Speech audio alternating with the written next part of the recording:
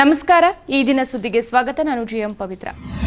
RSS ನಿಯಮದಂತೆ ಪ್ರಧಾನಿ ಮೋದಿ 75ನೇ ವರ್ಷಕ್ಕೆ ನಿವೃತ್ತಿ ಘೋಷಿಸದೇ ಇದ್ರೆ ಬೇರೆ ಮಾರ್ಗದಲ್ಲಿ ಕುರ್ಚಿಯನ್ನ ಕಳೆದುಕೊಳ್ತಾರೆ ಅಂತ ಬಿಜೆಪಿ ಹಿರಿಯ ನಾಯಕ ಸುಬ್ರಮಣಿಯನ್ ಸ್ವಾಮಿ ಹೇಳಿದ್ದಾರೆ.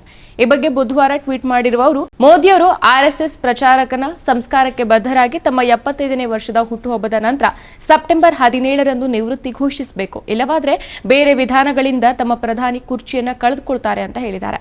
ಪ್ರಧಾನಿ ನರೇಂದ್ರ ಮೋದಿಯವರು 1950 ಸೆಪ್ಟೆಂಬರ್ 17ರಂದು ಜನಿಸಿದ್ದಾರೆ. 2024ರ ಸೆಪ್ಟೆಂಬರ್ 17ಕ್ಕೆ 74 ವರ್ಷ ಪೂರ್ಣಗೊಂಡು 75ನೇ ವರ್ಷಕ್ಕೆ ಕಾಲಿಡ್ತಾರೆ. ಈ ಸಂದರ್ಭದಲ್ಲಿ ಪ್ರಧಾನಿ ಮೋದಿ ನಿವೃತ್ತಿ ಬಗ್ಗೆ ಬಿಜೆಪಿ ಹಿರಿಯ ನಾಯಕ ಸುಬ್ರಮಣಿಯನ್ ಸ್ವಾಮಿ ಟ್ವೀಟ್ ಮಾಡಿರುವುದು ಸಾಕಷ್ಟು ಚರ್ಚೆಗೆ ಕಾರಣ ಆಗಿದೆ. ಪ್ರಧಾನಿ ನರೇಂದ್ರ ಮೋದಿ ಅವರು 75 ವರ್ಷ ತುಂಬಿದ ನಂತರ ನಿವೃತ್ತಿಯಾಗೋದಿಲ್ಲ, ಅವರೇ ಪ್ರಧಾನಿಯಾಗಿ ದೇಶ ಮುನ್ನಡೆಸೋಕೆ ಸಿದ್ಧತೆ ನಡೆಸ್ತಾರೆ ಅಂತ ಕೇಂದ್ರ ಗೃಹ ಸಚಿವ ಅಮಿತ್ ಶಾ ಅವರು ಮೇ ತಿಂಗಳಲ್ಲಿ ಚುನಾವಣೆ ನಡೆಯುವಂತ ಸಂದರ್ಭದಲ್ಲಿ ಹೇಳಿಕೆ ನೀಡಿದ್ರು. ದೆಹಲಿ ಮುಖ್ಯಮಂತ್ರಿ ಅರವಿಂದ್ ಕೇಜ್ರಿವಾಲ್ ಅವರು ಜೈಲಿನಿಂದ ಬಿಡುಗಡೆಯಾದ ಒಂದು ದಿನದ ನಂತರ ಸುದ್ದಿಗೋಷ್ಠಿ ನಡೆಸಿ ಬಿಜೆಪಿ ವಿರುದ್ಧ ತೀವ್ರ ವಾಗ್ದಾಳಿ ನಡೆಸಿದ್ರು. ಸೆಪ್ಟೆಂಬರ್ನಲ್ಲಿ ಪ್ರಧಾನಿ ಮೋದಿ ಅವರು 75ನೇ ವರ್ಷಕ್ಕೆ ಕಾಲಿಡುತ್ತಿದ್ದು, ಅವರ ಪಕ್ಷದ ನಿಯಮದ ಪ್ರಕಾರ 75 ವರ್ಷ ತುಂಬಿದವರು ನಿವೃತ್ತಿಯಾಗಬೇಕು ಅಂತ ಹೇಳಿದ್ರು. 2014ರಲ್ಲಿ ಪ್ರಧಾನಿ ಮೋದಿ ನಿಯಮವನ್ನ ಮಾಡಿದ್ರು. ಹೀಗಾಗಿ ಮೋದಿ ಪ್ರಧಾನಿಯಾಗಿ ಮುಂದುವರಿಯೋಕೆ ಸಾಧ್ಯವಿಲ್ಲ. ಮೋದಿ ಬದಲು ಅಮಿತ್ ಶಾ ಪ್ರಧಾನಿ ಆಗ್ತಾರೆ. ಅಮಿತ್ ಶಾ ಪರವಾಗಿ ಮೋದಿ ಮತಯಾಚಿಸುತ್ತಿದ್ದಾರೆ ಅಂತ ಹೇಳಿಕೆ ನೀಡಿದ್ರು. ಮಹಾರಾಷ್ಟ್ರ ಥಾಣೆ ಜಿಲ್ಲೆಯ ಬದಲಾಪುರ ಶಾಲೆಯ ಲೈಂಗಿಕ ದೌರ್ಜನ್ಯ ಪ್ರಕರಣವನ್ನು ಖಂಡಿಸಿ ಪ್ರತಿಭಟನೆ ತೀವ್ರಗೊಳ್ತಾ ಇದ್ದಂತೆ ಇಂಟರ್ನೆಟ್ ಸೇವೆಗಳನ್ನು ಸ್ಥಗಿತಗೊಳಿಸಲಾಗಿದೆ. ಶಿಶು ವಿಹಾರದಲ್ಲಿ 4 ವರ್ಷದ 2 ಬಾಲಕಿಯರ ಮೇಲೆ ನಡೆದ ದೌರ್ಜನ್ಯವನ್ನು ಖಂಡಿಸಿ ಜನರು ಬದಲಾಪುರ ರೈಲು ನಿಲ್ದಾಣದಲ್ಲಿ ನಡೆಸಿದ ಬೃಹತ್ ಪ್ರತಿಭಟನೆ ಒಂದು ದಿನದ ನಂತರ ಅಂದರೆ ಇಂದು ಹೆಚ್ಚಿನ ಶಾಲೆಗಳನ್ನು ಮುಚ್ಚಲಾಗಿದೆ. ಲೈಂಗಿಕ ದೌರ್ಜನ್ಯವೆಸಗಿದ ಶಾಲೆಯ ಸ್ವೀಪರ್ ಆರೋಪಿ ಅಕ್ಷಯ್ ಶಿಂಧೆ ಪ್ರಕರಣವನ್ನು ಕೈಗೆತ್ತಿಕೊಳ್ಳದಿರೋಕೆ ಕಲ್ಯಾಣ್ ಬಾರ್ ಅಸೋಸಿಯೇಷನ್ ನಿರ್ಧರಿಸಿದೆ. ಕಳೆದ ವಾರ ಶಾಲೆಯ 2 ಸಿಬ್ಬಂದಿ ಬಾಲಕಿಯರ ಮೇಲೆ ಲೈಂಗಿಕ ದೌರ್ಜನ್ಯ ಎಸಗಿದ ಆರೋಪದ ನಂತರ ಸಾವಿರಾರು ಪ್ರತಿಭಟನಾಕಾರರು ರೈಲು ನಿಲ್ದಾಣದಲ್ಲಿ ರೈಲನ್ನು ತಡೆದು ಪ್ರತಿಭಟಿಸಿದ್ದು ಮಾತ್ರವಲ್ಲದೆ ಸ್ಥಳೀಯ ಶಾಲಾ ಕಟ್ಟಡಕ್ಕೆ ನುಗ್ಗಿ ದಾಂಧಲೆ ಮಾಡಿದ್ದಾರೆ.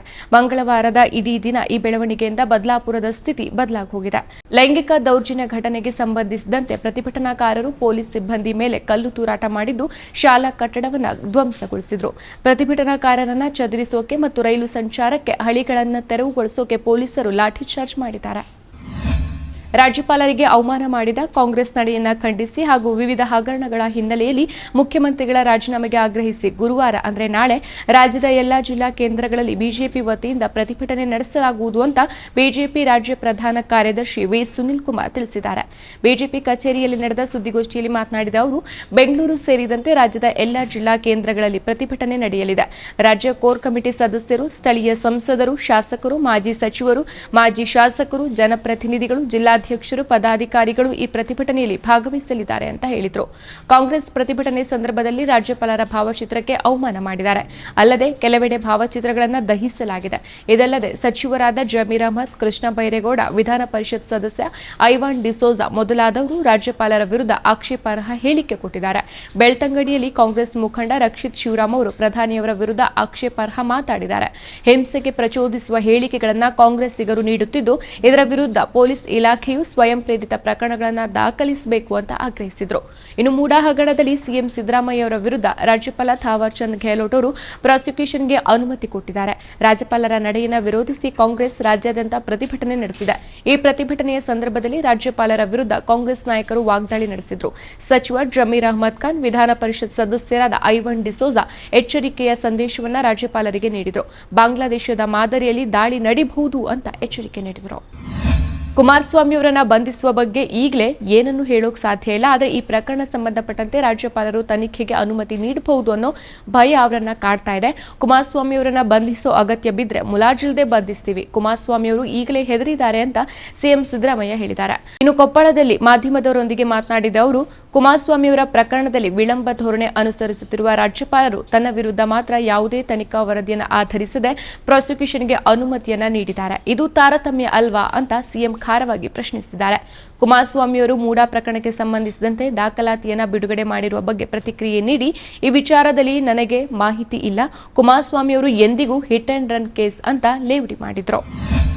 ಏನಾದ್ರೂ ಮಾಡಿ ಕುಮಾರಸ್ವಾಮಿ ಅವರನ್ನ ಜೈಲಿಗೆ ಕಳಿಸಲೇಬೇಕು ಅಂತ ಸಿಎಂ ಸಿದ್ದರಾಮಯ್ಯ ಅವರು ಕುತಂತ್ರ ಹಣ್ದಿದ್ದಾರೆ. ನಾನು ಒಂದು ದಿನವಾದ್ರೂ ಜೈಲಿನಲ್ಲಿ ಇರಬೇಕು ಅನ್ನೋದು ಅವರ ಆಸೆ ಅಂತ ಕೇಂದ್ರ ಸಚಿವ ಎಚ್.ಡಿ. ಕುಮಾರಸ್ವಾಮಿ ಆರೋಪಿಸಿದ್ದಾರೆ. ಬೆಂಗಳೂರಿನ ಜೆಡಿಎಸ್ ಕಚೇರಿಯಲ್ಲಿ ಬುಧವಾರ ಸುದ್ದಿಗೋಷ್ಠಿ ಕರೆದು ಮಾತನಾಡಿದ ಅವರು, ಯಾವುದೋ ಸತ್ತು ಹೋಗಿರೋ ಪ್ರಕರಣವನ್ನ ಇಟ್ಕೊಂಡು ನನ್ನನ್ನ ಹಿಡಿಯೋಕೆ ಪ್ರಯತ್ನಿಸ್ತಾ ಇದ್ದಾರೆ. ಹಿಡಿದ್ರೆ ಸ್ವಲ್ಪ ದೊಡ್ಡ ಕೇಸ್ಗಳನ್ನ ಹಿಡೀರಿ ಅಂತ ವ್ಯಂಗ್ಯ ಮಾಡಿದ್ರು. 2017ರಲ್ಲಿ ಎಸ್ಐಟಿ ನನಗೆ ನೋಟಿಸ್ ಕೊಟ್ಟಿತ್ತು. ನಮ್ಮ ವಕೀಲರ ಸಲಹೆ ಜಾಮೀನು ತಗೊಂಡು ಎಸ್ಐಟಿ ತಂಡವನ್ನ ಭೇಟಿಯಾದೆ. ಆದ್ರೆ ಅಲ್ಲಿಗೆ ಹೋದಾಗ ಇದು ಜಾಮೀನು ತೆಗೆದುಕೊಳ್ಳುವ ಪ್ರಕರಣವೇ ಅಲ್ಲ ಅಂತ ಅಧಿಕಾರಿಗಳು ಹೇಳಿದ್ರು. ನಾನು ಸಿಎಂ ಆಗಿದ್ದಾಗ ಮನಸ್ಸು ಮಾಡಿದ್ರೆ ಈ ಕೇಸ್ಗಳನ್ನ ಮುಚ್ಚಾಕ್ಸ್ಬೋದಿತ್ತು.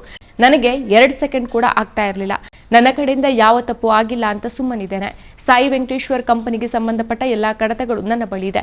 ನಾನು ಯಾವ ಕಡತಕ್ಕೂ ಸಹಿ ಮಾಡಿಲ್ಲ. ನನ್ನ ಹೆಸರಿನಲ್ಲಿ ನಕಲಿ ಸಹಿ ಮಾಡಲಾಗಿದೆ ಅಂತ ದೂರಿದ್ದಾರೆ. ನಾನು ಸಹಿ ಮಾಡಿದ ಆದೇಶದಲ್ಲಿ ಏನಿದೆ ಅನ್ನೋದನ್ನ ತನಿಖೆ ಮಾಡಿದ್ದೀರಾ? ಅಲ್ಲಿ ಒಬ್ಬ ಅಧಿಕಾರಿ 20 ಲಕ್ಷ ರೂಪಾಯಿಗಳನ್ನ ತಮ್ಮ ಮಗನ ಅಕೌಂಟ್ಗೆ ಹಾಕಿಸ್ಕೊಳ್ತಾನೆ. ನಾನದನ್ನ ಕಂಡುಹಿಡಿದೆ. ಎಲ್ಲಾ ಅಧಿಕಾರಿಗಳಿಂದನೇ ಮೋಸ ಆಗಿರೋದು. ಅವರೇ ಫೈಲ್ ಸಿದ್ಧಪಡಿಸಿದ್ದು ಅಂತ ವಿವರಿಸಿದ್ರು. ಸಿಎಂ ಸಿದ್ದರಾಮಯ್ಯ ಅವರ ಮೇಲೆ ಲೋಕಾಯುಕ್ತದಲ್ಲಿ 62 ಪ್ರಕರಣಗಳಿದೆ. ಭ್ರಷ್ಟಾಚಾರ, ಕರ್ತವ್ಯ ಲೋಪ ಮೇಲೆ ಅವೆಲ್ಲ ದಾಖಲಾಗಿದೆ. 50 ಪ್ರಕರಣಗಳ ವಿಚಾರಣೆಯೇ ನಡೆದಿಲ್ಲ. ಇವರು ನನ್ನ ಬಗ್ಗೆ ಮಾತಾಡ್ತಾರೆ.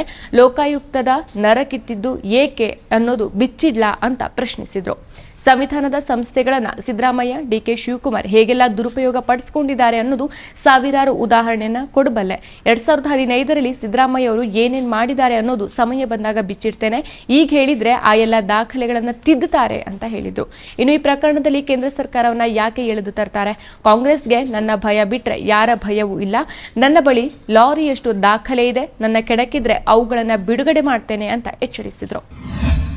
ಎಸ್ಸಿ ಎಸ್ಟಿ ಒಳ ಮೀಸಲಾತಿ ಕುರಿತು ನಿರ್ಧಾರ ಕೈಗೊಳ್ಳುವ ಅಧಿಕಾರ ರಾಜ್ಯ ಸರ್ಕಾರಗಳಿಗೆ ಇದೆ ಅಂತ ಸುಪ್ರೀಂ ಕೋರ್ಟಿನ ಇತ್ತೀಚಿನ ತೀರ್ಪನ್ನು ಖಂಡಿಸಿ ರಿಸರ್ವೇಷನ್ ಬಚಾವೋ ಸಂಘರ್ಷ ಸಮಿತಿ ಕರೆ ನೀಡಿರುವ ಭಾರತ್ ಬಂದ್ಗೆ ಬುಧವಾರ ಮಿಶ್ರ ಪ್ರತಿಕ್ರಿಯೆ ವ್ಯಕ್ತವಾಗಿದೆ.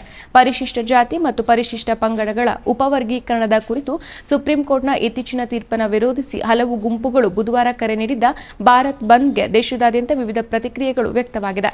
ಕೆಲವು ಪ್ರದೇಶಗಳಲ್ಲಿ ಬಂದ್ಗೆ ಉತ್ತಮ ಪ್ರತಿಕ್ರಿಯೆ ವ್ಯಕ್ತವಾಗಿದೆ. ಆದರೂ ಕೂಡ ಬಹುತೇಕ ಕಡೆ ಮಿಶ್ರ ಪ್ರತಿಕ್ರಿಯೆ ವ್ಯಕ್ತವಾಗ್ತಾ ಇದೆ. ವಿವಿಧ ರಾಜಕೀಯ ಮತ್ತು ಸಾಮಾಜಿಕ ಸಂಘಟನೆಗಳಿಂದ ಬಂದ್ಗೆ ಮಿಶ್ರ ಬೆಂಬಲ ದೊರೆತಿದ್ದು, ಜಾರ್ಖಂಡ್ನಲ್ಲಿ ಸಾರ್ವಜನಿಕ ಬಸ್ ಸಂಚಾರ ಸ್ಥಗಿತವಾಗಿದೆ. ರಾಜ್ಯದ ರಾಜಧಾನಿ ರಾಂಚಿ ಸೇರಿದಂತೆ ಹಲವಾರು ಪ್ರದೇಶಗಳಲ್ಲಿ ಶಾಲೆಗಳು ಮುಚ್ಚಲ್ಪಟ್ಟಿದೆ. ಮುಷ್ಕರದಿಂದಾಗಿ ಮುಖ್ಯಮಂತ್ರಿ ಹೇಮಂತ್ ಸೊರೇನ್ ಅವರು ತಮ್ಮ ಪಲಾಮು ಭೇಟಿಯನ್ನು ರದ್ದುಗೊಳಿಸಿದ್ದಾರೆ. ಜಾರ್ಖಂಡ್ ಮುಕ್ತಿ ಮೋರ್ಚಾ, ಕಾಂಗ್ರೆಸ್ ಮತ್ತು ರಾಷ್ಟ್ರೀಯ ಜನತಾದಳ ಒಳಗೊಂಡ ರಾಜ್ಯದ ಆಡಳಿತ ಮೈತ್ರಿಕೂಟವು ಎಡಪಕ್ಷಗಳೊಂದಿಗೆ ಬಂದ್ಗೆ ಬೆಂಬಲ ನೀಡಿದೆ. ಬೆಂಬಲದ ಹೊರತಾಗಿಯೂ ಬಂದ್ ಪರಿಣಾಮವು ರಾಜ್ಯದಾದ್ಯಂತ ಅಸಮವಾಗಿತ್ತು. ಕೆಲವು ಭಾಗಗಳು ಪ್ರತಿಭಟನೆಗೆ ಸಾಕ್ಷಿಯಾದರೆ ಇತರ ಪ್ರದೇಶಗಳಲ್ಲಿ ಎಂದಿನಂತೆ ವಾಣಿಜ್ಯ ವ್ಯವಹಾರ ಮುಂದುವರೆದಿದೆ. ಯಾವುದೇ ಅಹಿತಕರ ಘಟನೆಗಳು ನಡೆಯದಂತೆ ಪ್ರಮುಖ ಸ್ಥಳಗಳಲ್ಲಿ ಭದ್ರತೆಯನ್ನು ಹೆಚ್ಚಿಸಲಾಗಿದೆ. ಇಡೀ ದೇಶದಲ್ಲೇ ಸಂಚಲನ ಮೂಡಿಸಿದ ಪಶ್ಚಿಮ ಬಂಗಾಳದ ಕೋಲ್ಕತ್ತಾದ ಆರ್ಜಿಕರ್ ವೈದ್ಯಕೀಯ ಕಾಲೇಜು ಮತ್ತು ಆಸ್ಪತ್ರೆಯಲ್ಲಿ ನಡೆದ ಸ್ನಾತಕೋತ್ತರ ವೈದ್ಯ ವಿದ್ಯಾರ್ಥಿನಿ ಅತ್ಯಾಚಾರ ಹಾಗೂ ಹತ್ಯೆ ಪ್ರಕರಣದಲ್ಲಿ ಕಾಲೇಜಿನ ಹಿಂದಿನ ಪ್ರಾಚಾರ್ಯ ಸಂದೀಪ್ ಘೋಷ್ ಅವರನ್ನ ಸುಳ್ಳು ಪತ್ತೆ ಪರೀಕ್ಷೆಗೆ ಸಿಬಿಐ ಒಳಪಡಿಸುವ ಸಾಧ್ಯತೆ ಇದೆ ಅಂತ ವರದಿಯಾಗಿದೆ. ಹತ್ಯೆಗೀಡಾದ ವಿದ್ಯಾರ್ಥಿನಿಯ ಮೃತದೇಹವು ಕಾಲೇಜಿನ ಸಮ್ಮೇಳನ ಸಭಾಂಗಣದಲ್ಲಿ ಆಗಸ್ಟ್ 9ರಂದು ಪತ್ತೆಯಾದ 2 ದಿನಗಳ ನಂತರ ಹುದ್ದೆಗೆ ಘೋಷ್ ರಾಜೀನಾಮೆ ನೀಡಿದ್ರು. ಈ ವಿಷಯವಾಗಿ ಘೋಷ್ ಅವರನ್ನ ಸಿಬಿಐ ಅಧಿಕಾರಿಗಳು ಹಲವು ಬಾರಿ ವಿಚಾರಣೆಗೆ ಒಳಪಡಿಸಿದ್ರು. ಈವರೆಗೂ ಹಲವು ಬಾರಿ ಘೋಷ್ ಅವರನ್ನ ವಿಚಾರಣೆಗೆ ಒಳಪಡಿಸಲಾಗಿದೆ. ಕೆಲವೊಂದು ಪ್ರಶ್ನೆಗಳಿಗೆ ಅವರು ಗೊಂದಲಕಾರಿ ಹಾಗೂ ಭಿನ್ನ ಹೇಳಿಕೆ ನೀಡಿದ್ದಾರೆ. ಹೀಗಾಗಿ ಖಚಿತತೆಗಾಗಿ ಪಾಲಿಗ್ರಾಫ್ ಪರೀಕ್ಷೆಗೆ ಒಳಪಡಿಸುವುದು ಅನಿವಾರ್ಯವಾಗಿದೆ ಅಂತ ಸಿಬಿಐನ ಅಧಿಕಾರಿಯೊಬ್ಬರು ಪಿಟಿಐಗೆ ತಿಳಿಸಿರುವುದಾಗಿ ವರದಿಯಾಗಿದೆ. ಸಿಬಿಐ ಹಲವು ಬಗೆಯ ಪ್ರಶ್ನೆಗಳನ್ನು ಘೋಷ್ ಅವರ ಬಳಿ ಕೇಳಿದೆ. ಇದರಲ್ಲಿ ವೈದ್ಯೆಯ ಸಾವಿನ ಸುದ್ದಿ ತಿಳಿದ ನಂತರ ಘೋಷ್ ಕೈಗೊಂಡ ಕ್ರಮಗಳೇನು, ತಕ್ಷಣ ಅವರು ಸಂಪರ್ಕಿಸಿದ್ದು ಯಾರನ್ನ, ಘಟನೆ ಬೆಳಕಿಗೆ ಬಂದ ನಂತರವೂ ಮೃತದೇಹ ನೋಡೋಕೆ ವೈದ್ಯೆಯ ಪಾಲಕರನ್ನ 3 ಗಂಟೆಗಳ ಕಾಲ ಕಾಯಿಸಿದ್ದು ಯಾಕೆ, ಮೃತದೇಹ ದೊರೆತ ನಂತರವೂ ಸಮ್ಮೇಳನ ಸಭಾಂಗಣದ ಪಕ್ಕದ ಕೋಣೆಯ ನವೀಕರಣಕ್ಕೆ ತುರ್ತಾಗಿ ಅನುಮತಿ ನೀಡಿದ್ದು ಯಾಕೆ ಅನ್ನೋ ಇತ್ಯಾದಿ ಪ್ರಶ್ನೆಗಳನ್ನು ಕೇಳಲಾಗಿದೆ. ಸಂಸದ ರಾಹುಲ್ ಗಾಂಧಿ ಭಾರತೀಯ ಪೌರತ್ವವನ್ನು ರದ್ದುಗೊಳಿಸುವಂತೆ ಕೋರಿ ಬಿಜೆಪಿ ನಾಯಕ ಸುಬ್ರಮಣಿಯನ್ ಸ್ವಾಮಿ ಸಲ್ಲಿಸಿರುವ ಅರ್ಜಿಯನ್ನು ದೆಹಲಿ ಹೈಕೋರ್ಟ್ ಸಾರ್ವಜನಿಕ ಹಿತಾಸಕ್ತಿ ಅರ್ಜಿಗಾಗಿ ವಿಚಾರಣೆ ನಡೆಸಲಿದೆ. ಬಿಜೆಪಿ ನಾಯಕ ಸುಬ್ರಮಣಿಯನ್ ಸ್ವಾಮಿ ಸಲ್ಲಿಸಿರುವ ಅರ್ಜಿಯನ್ನು ಸಾರ್ವಜನಿಕ ಹಿತಾಸಕ್ತಿ ಅರ್ಜಿ ಅಂತ ಪರಿಗಣಿಸಬೇಕು ಅಂತ ದೆಹಲಿ ಹೈಕೋರ್ಟ್ ಹೇಳಿದೆ. ಕಾಂಗ್ರೆಸ್ ನಾಯಕ ರಾಹುಲ್ ಗಾಂಧಿ ಅವರ ಭಾರತೀಯ ಪೌರತ್ವವನ್ನು ರದ್ದುಗೊಳಿಸಬೇಕು ಅಂತ ಬೇಡಿಕೆಯ ಬಗ್ಗೆ ನಿರ್ಧಾರ ತೆಗೆದುಕೊಳ್ಳುವಂತೆ ಗೃಹ ಸಚಿವಾಲಯಕ್ಕೆ ನಿರ್ದೇಶನ ನೀಡಬೇಕು ಅಂತ ಸ್ವಾಮಿ ತಮ್ಮ ಅರ್ಜಿಯಲ್ಲಿ ಕೋರಿದ್ದಾರೆ. ನ್ಯಾಯಮೂರ್ತಿ ಸಂಜೀವ್ ನರೂಲ್ ಅವರು ಸಂವಿಧಾನದ 2ನೇ 226ನೇ ವಿಧಿಯ ಅಡಿಯಲ್ಲಿ ರಿಟ್ ಅರ್ಜಿ ನ್ಯಾಯವ್ಯಾಪ್ತಿಯನ್ನು ಅನ್ವಯಿಸೋಕೆ ಯಾವುದೇ ಜಾರಿಗೊಳಿಸಬಹುದಾದಂತಹ ಕಾನೂನು ಹಕ್ಕನ್ನು ಸ್ವಾಮಿ ಪ್ರದರ್ಶಿಸಿಲ್ಲ ಅಂತ ಗಮನಿಸಿದ್ರು. ಹೀಗಾಗಿ ಐಪಿಎಲ್ ನ್ಯಾಯವ್ಯಾಪ್ತಿಯಡಿ ಪ್ರಕರಣವನ್ನು ಪರಿಗಣಿಸಬಹುದು ಅಂತ ಸಲಹೆ ನೀಡಿದ್ರು. ವಿವಾದವು ಆಗಸ್ಟ್ 2019ರ ಹಿಂದಿನದು. ಸ್ವಾಮಿಯವರು ಕೇಂದ್ರಕ್ಕೆ ಪತ್ರ ಬರೆದು ರಾಹುಲ್ ಗಾಂಧಿ ಬ್ರಿಟಿಷ್ ಸರ್ಕಾರಕ್ಕೆ ಸಲ್ಲಿಸಿದ ದಾಖಲೆಗಳಲ್ಲಿ ತಮ್ಮನ್ನ ಬ್ರಿಟಿಷ್ ಪ್ರಜೆ ಅಂತ ಘೋಷಿಸುವ ಮೂಲಕ ಸಾಂವಿಧಾನಿಕ ನಿಬಂಧನೆಗಳನ್ನು ಉಲ್ಲಂಘಿಸಿದ್ದಾರೆ ಅಂತ ಆರೋಪಿಸಿದ್ರು. ಭಾರತೀಯ ಪ್ರಜೆಯಾದ ಗಾಂಧಿ ಭಾರತೀಯ ಸಂವಿಧಾನದ 9ನೇ ವಿಧಿ ಮತ್ತು 1955ರ ಭಾರತೀಯ ಪೌರತ್ವ ಕಾಯ್ದೆಯನ್ನ ಉಲ್ಲಂಘಿಸಿರಬಹುದು ಅಂತ ಅವರು ಪ್ರತಿಪಾದಿಸಿದ್ರು. ಇದು ಭಾರತೀಯ ನಾಗರಿಕರು ದ್ವಿಪೌರತ್ವವನ್ನು ಹೊಂದಿರೋದನ್ನ ಕಟ್ಟುನಿಟ್ಟಾಗಿ ನಿಷೇಧಿಸುತ್ತೆ ಅಂತ ಹೇಳಿದ್ರು. ಅಮೆರಿಕ ಅಧ್ಯಕ್ಷೀಯ ಚುನಾವಣೆಯ ಡೆಮೊಕ್ರೆಟಿಕ್ ಪಕ್ಷದ ಅಭ್ಯರ್ಥಿಯಾಗಿ ಕಮಲಾ ಹ್ಯಾರಿಸ್ ಅವರನ್ನು ಅಧಿಕೃತವಾಗಿ ಘೋಷಣೆ ಮಾಡಲಾಗಿದೆ. ಈ ಬಗ್ಗೆ ನಿನ್ನೆ ಚಿಕಾಗೋದಲ್ಲಿ ಸಾರ್ವಜನಿಕ ಭಾಷಣದಲ್ಲಿ ಮಾತನಾಡಿದ ಮಾಜಿ ಅಧ್ಯಕ್ಷ ಬರಾಕ್ ಒಬಾಮಾ, ಕಮಲಾ ಹ್ಯಾರಿಸ್ ಅವರಿಗೆ ಉರಿಯುವ ಬೆಳಕಿನ ಜ್ಯೋತಿ ದೀಪವನ್ನು ಹಸ್ತಾಂತರಿಸಲಾಗಿದ್ದು ಅವರ ಅಧ್ಯಕ್ಷತೆಗೆ ಅಮೆರಿಕ ಸಜ್ಜಾಗಿದೆ ಅಂತ ಹೇಳುವ ಮೂಲಕ ತಮ್ಮ ಬೆಂಬಲವನ್ನ ನೀಡಿದ್ದಾರೆ. ಮಾಜಿ ಅಧ್ಯಕ್ಷ ಒಬಾಮಾ ಉಪಾಧ್ಯಕ್ಷೆ ಕಮಲಾ ಹ್ಯಾರಿಸ್ ಅಮೆರಿಕನ್ನರಿಗಾಗಿ ಹೋರಾಡ್ತಾರೆ ಅಂತ ಹೇಳಿದ್ದಾರಲ್ಲದೆ ನವೆಂಬರ್ ಚುನಾವಣೆಯಲ್ಲಿ ರಿಪಬ್ಲಿಕನ್ ಪಕ್ಷದ ಪ್ರತಿಸ್ಪರ್ಧಿ ಡೊನಾಲ್ಡ್ ಟ್ರಂಪ್ ಅವರನ್ನ ಅಪಾಯಕಾರಿ ಅಂತ ವ್ಯಾಖ್ಯಾನಿಸಿದ್ದಾರೆ. ಕಮಲಾ ಹ್ಯಾರಿಸ್ ಅವರು ಜನರಿಗಾಗಿ ಕೆಲಸ ಮಾಡೋಕೆ ಸಿದ್ಧರಿದ್ದಾರೆ. ಅವರ ಧ್ವನಿ ಯಾವಾಗಲೂ ಅಮೆರಿಕದ ಪ್ರಜೆಗಳ ಪರವಾಗಿರುತ್ತೆ. ನಿಮ್ಮನ್ನ ನೋಡುವ ಮತ್ತು ಕೇಳುವ ಯಾರಾದರೂ ಪ್ರತಿದಿನ ಎದ್ದು ನಿಮಗಾಗಿ ಹೋರಾಡುವವರಿದ್ರೆ ಅದು ಕಮಲಾ ಹ್ಯಾರಿಸ್ ಅಂತ ಹೇಳಿದ್ದಾರೆ. ಅವರ ಭಾಷಣಕ್ಕೂ ಮುನ್ನ ಅವರ ಪತ್ನಿ ಮತ್ತು ಯುಎಸ್ ಮಾಜಿ ಪ್ರಥಮ ಮಹಿಳೆ ಮಿಶೆಲ್ ಒಬಾಮಾ ಅವರು ಏನೋ ಇಲ್ಲಿ ಮಾಂತ್ರಿಕತೆ ಅದ್ಭುತವಾದದ್ದು ನಡೆಯುತ್ತಿದೆ, ತಮ್ಮ ಪತಿ 2008ರಲ್ಲಿ ಗೆದ್ದಿದ್ದು ಆ ಯಶಸ್ಸು ಮತ್ತೆ ಮರುಕಳಿಸುತ್ತೆ ಅನ್ನೋ ವಿಶ್ವಾಸವಿದೆ ಅಂತ ಹೇಳಿದ್ದಾರೆ. ಇನ್ನು ಕಮಲಾ ಹ್ಯಾರಿಸ್ ಮತ್ತು ಟಿಮ್ ವಾಲ್ಜ್ ಬ್ಲೂ ಕಾಲರ್ ಕಾರ್ಮಿಕ ಯೋಗಕ್ಷೇಮಕ್ಕೆ ಬದ್ಧರಾಗಿರುವ ನಾಯಕರು ಅಂತ ಹೇಳುವ ಮೂಲಕ ಬರಾಕ್ ಒಬಾಮಾ ಪ್ರೇಕ್ಷಕರನ್ನ ಹುರಿದುಂಬಿಸಿದ್ರು.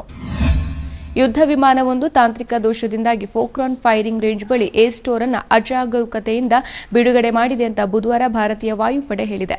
ಸಾಮಾಜಿಕ ಜಾಲತಾಣ ಎಕ್ಸ್ನಲ್ಲಿ ಪೋಸ್ಟ್ನಲ್ಲಿ ತಿಳಿಸಿರುವಂತಹ ವಿಷಯ ದೃಢಪಡಿಸಿರುವ ಭಾರತೀಯ ವಾಯುಪಡೆಯು ಯಾವುದೇ ಪ್ರಾಣ ಅಥವಾ ಆಸ್ತಿ ಹಾನಿಯಾಗಿಲ್ಲ ಅಂತ ತಿಳಿಸಿದೆ. ಏ ಸ್ಟೋರ್ಗಳು ಸಾಮಾನ್ಯವಾಗಿ ಬಾಹ್ಯ ಉಪಕರಣಗಳು ಅಥವಾ ವಿಮಾನಕ್ಕೆ ಲಗತ್ತಿಸಲಾದ ಯುದ್ಧ ಸಾಮಗ್ರಿಗಳನ್ನು ಉಲ್ಲೇಖಿಸುವ ಪದವಾಗಿದೆ. ಅದನ್ನು ಹಾರಾಟದ ಸಮಯದಲ್ಲಿ ಬಿಡುಗಡೆ ಮಾಡಬಹುದು ಅಥವಾ ತೆಗೆದುಹಾಕಬಹುದು. ಇದು ಬಾಂಬ್ಗಳು, ಕ್ಷಿಪಣಿಗಳು, ಇಂಧನ ಟ್ಯಾಂಕ್ಗಳು ಅಥವಾ ವಿಮಾನದ ಪ್ರಾಥಮಿಕ ರಚನೆಯ ಭಾಗವಾಗಿರದ ಇತರ ಪೆಲೋಡ್ಗಳಂತಹ ವಸ್ತುಗಳನ್ನು ಒಳಗೊಂಡಿರಬಹುದು. ಆದರೆ ಈಗ ಅಸಮರ್ಪಕ ಕಾರ್ಯದಲ್ಲಿ ಏ ಸ್ಟೋರ್ ಬಿಡುಗಡೆಯಾಗಿರುವಂತಹ ಬಗ್ಗೆ ನಿಖರವಾದ ಸ್ವರೂಪವನ್ನು ಬಹಿರಂಗಗೊಳಿಸಿಲ್ಲ. ತಾಂತ್ರಿಕ ದೋಷದ ಕಾರಣದ ಬಗ್ಗೆ ತನಿಖೆಗೆ ಆದೇಶಿಸಲಾಗಿದೆ ಅಂತ ಭಾರತೀಯ ವಾಯುಪಡೆ ತಿಳಿಸಿದೆ. ಇದಾಗಿತ್ತು ಇವತ್ತಿನ ಈ ದಿನ ಸುದ್ದಿ. ನೈಜ ಸುದ್ದಿಗಳಿಗಾಗಿ ನೋಡ್ತಾ ಇರಿ ಈದಿನ.com. ಇದು ಸತ್ಯ, ನ್ಯಾಯ, ಪ್ರೀತಿಯ ಧ್ವನಿ. ಮತ್ತಷ್ಟು ವಿಶೇಷ ವಿಡಿಯೋಗಳನ್ನು ನೋಡಲು ಮತ್ತು ಹೊಸ ವಿಡಿಯೋಗಳ ಬಗ್ಗೆ ತಿಳಿಯಲು ಈದಿನ.com ಯೂಟ್ಯೂಬ್ ಚಾನೆಲ್ ಸಬ್ಸ್ಕ್ರೈಬ್ ಮಾಡಿ ಮತ್ತು ಬೆಲ್ ಐಕಾನ್ ಕ್ಲಿಕ್ ಮಾಡಿ.